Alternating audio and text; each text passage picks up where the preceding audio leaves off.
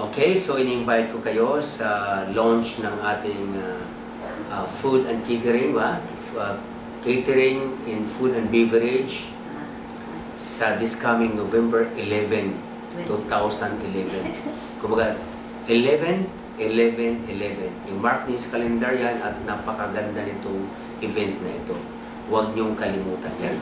So yun, I hope na sa programa ito at sa lalo sa pagkain, mag-enjoy kayo. I'm sure naman mag-enjoy kayo dahil healthy talaga po ang combination na. So sa inyong lahat, sa Sarilaya, continue your dream, your focus ninyo to helping people. This is all about our nations. Ang ating bansa ay kailangan po talagang katulad ninyo nagsisikap na maging mapaganda ang relasyon sa bawat isa, lalo sa kababaihan at lalo na rin sa ating government at sa mga nagbabalak pa na magkaroon ng business. Kumbaga sa they are in a good faith, in a good hands sa inyong kasamahan na Sarilaya. So good luck to all of you.